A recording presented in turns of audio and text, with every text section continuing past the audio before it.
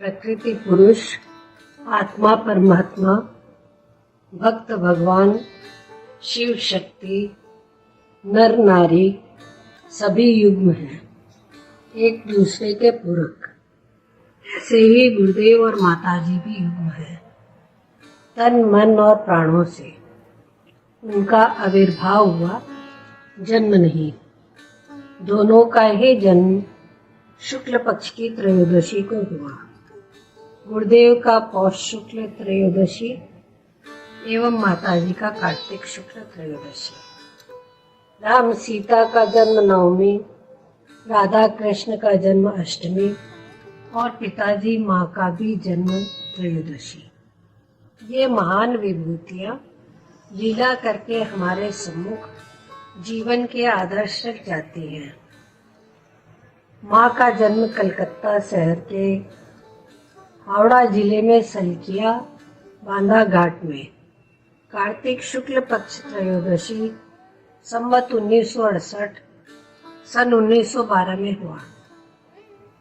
इनके पिता का नाम गणपत राय शर्मा था, जो अपने समय के प्रकांड पंडित थे।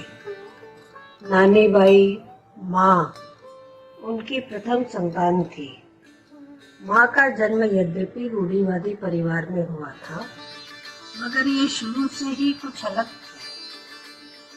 सरलता, सहजता, सहिष्णुता, सादगी, अदम्य सामंजस्य, ये सभी गुण बचपन से ही इनमें थे। साथ ही भक्ति का भाव भी बहुत गहरा था। आस्था इतनी गहरी कि बचपन में सूर्य भगवान को माना तो वे प्रत्यक्ष थे। फिर विवाह के बाद अपनी बड़ी को माना, पिताजी की प्रथम पत्नी, तो वे प्रत्यक्ष रहती। फिर तो बाबा के ही समर्पित हो गया जीवन, पूर्ण समर्पण। फिर तो गृहस्थी के कार्य करते हुए भी इष्ट के भाव में डूबी रहती। तुल्लापट्टी गुरुदेव और माँ का निवास स्थान की बात है। वे झाड़ू भी लगाती तो रेडियो में गाना आ रहा था, ना मांगू मैं सोना चांदी, मांगू दर्शन देवी, तेरे द्वार खड़ा एक जोगी। सुनते ही वह जोगी बाबा दिखता है और भावावस्था बन जाती है। ऐसे ही हर समय भाव में ही डूबी रहती। अपनी दृष्टि बदलते ही सृष्टि भी बदल गई। पूर्वावस्था में संतान होती और काल कवलित हो जाती। फिर बाबा से वरदान पाया, तेरे 4 कांधिया कंधा देने वाले होंगे। अब तक उनके 3 संतान क्रमशः सावित्री, जीवन और सुमित्रा थी। देश में हिंदू मुसलमानों के दंगे होने के कारण कुछ समय के लिए जयसीडी में आरोग्य भवन परिवार का निवास स्थान बना। पिताजी वहां मैनेजर के पद पर कार्यरत थे। उस समय कलकत्ता की परिस्थिति देखने के लिए पिताजी कलकत्ता आए और पीछे से एक बालिका जिसका नाम शकुंतला था, एक माँ के लिए इससे विषम परिस्थिति और क्या होगी। मगर माँ ने उसका सामना अकेले ही किया। 2 दिनों के बाद बाबा से मिलने आराम भवन गई तो बाबा ने बालिका के बारे में पूछा। नेत्र सजल हो गए, वाणी मूक, मगर स्थिति में स्थित। वहां बाबा से वरदान पाया। तत्पश्चात क्रमशः पुरुषोत्तम, बलदेव और अनंत हुए। बाद में समय काफी आर्थिक संकटापन्न भी रहा। तब स्वप्नानुभूति हुई जिसमें माँ लक्ष्मी दर्शन देती है और कहती है, मैं तो तुम्हारे घर आना चाहती हूँ। जिस घर में स्वयं नारायण का वास है वहां मैं भी शीतल होना चाहती हूँ। संसार में सभी भोग की भावना से काम करते हैं, माँ ने साईं इतना दीजिए जामे कुटुंब समाए के भाव से आवाहन किया। भक्तों का जीवन विलक्षण हुआ करता है। जीवन पूर्ण रूप में सत्यमय हो गया। सत्संग का भी विस्तार होने लगा। फिर ताई जी के मन में संगठित होकर एक स्थान पर सत्संग करें, सदन बनाएं, यह भाव आया। सभी ने मिलकर पूर्ण मनोयोग से सदन बनवाया। पिताजी की देखरेख में रूपरेखा योजना बनी। प्रशासनिक कार्य में माँ ने सहयोग किया। निर्माण कार्य में ताई जी का योगदान रहा।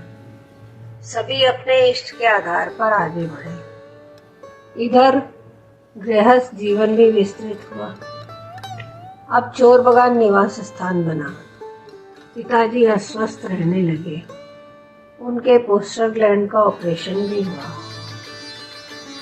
एक बार तो डॉक्टर ने 6 महीने का ही जीवन है ऐसा भी कहा था। माँ उस अवस्था में भी उतनी ही शांत रही। कहा अपने इलाज करवाएंगे, उसकी कमी नहीं रखेंगे। हर परिस्थिति में अचल अडिग खड़ी रही।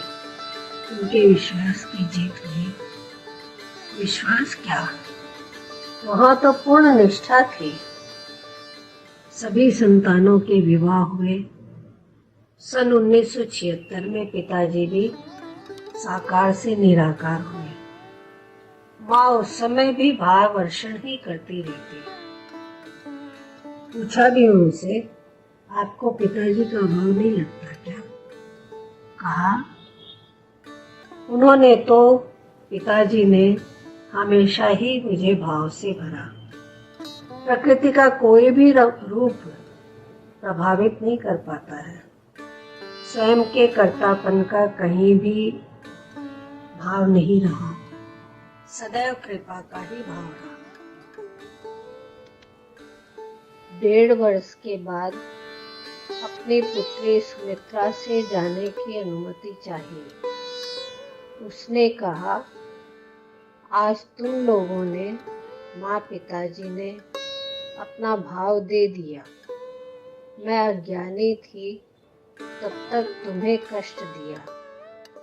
आज मैं जान गई कि तुम लोगों की शक्ति से ही जीवन के कार्य होंगे। तुम मेरे लिए मत रुको। 10-15 दिनों में ही माघ कृष्ण पक्ष तृतीया संवत 2034 27 जनवरी 1978 को नश्वर देह त्याग कर इष्ट में समा गई। मीरा का कृष्ण में समा जाना हमने पढ़ा, माताजी का देखा। इधर एक तरफ मलसीसर के सदन का उद्घाटन करके भक्तों की टोली वापस हावड़ा स्टेशन पर उतरी। दूसरी तरफ माताजी ने अपना चूल्हा छोड़ दिया। भीष्म पितामह की तरह मौत को भी रोक दिया कि गुरुदेव की जन्मस्थली मलसीसर सदन का उत्सव आनंदमय संपन्न हो। उस दिन उनके विवाह की सालगिरह भी थी। भाव रूप में समाकर एक हो गई। हम देखें तो बाबा ने 12 के दिन शरीर छोड़ा, गुरुदेव ने छठ को और माँ ने तृतीया को। तुम्हारे चरणों में ही मेरा जीवन पूर्ण। वैसे ही क्रम में 12 का आधा 6, 6 का आधा 3 गुण गुणों में मिल गए, भाव भाव में। अपने बनाए हुए भजन, कोई कुछ मांगे, कोई कुछ मांगे, मैं मांगू यह वरदान रे, श्री चरण कमल में ध्यान रे। श्री चरण कमल में ध्यान रहे के अनुसार ही चरणों में समा गई। आध्यात्मिक गूढ़ भावों को भी सरल शब्दों में समझा देती है। कुछ उदाहरण जैसे स्थूल वासना लोहे की बेड़ी, सूक्ष्म वासना सोने की बेड़ी, दोनों ही बंधन में बांधने वाली हैं। बाहर फैले वह विज्ञान, भीतर जाए वह ज्ञान। अपने भीतर गहराई में जब भक्ति और ज्ञान का समन्वय होता है तो चेतना जागृत होती है। हरि ओम।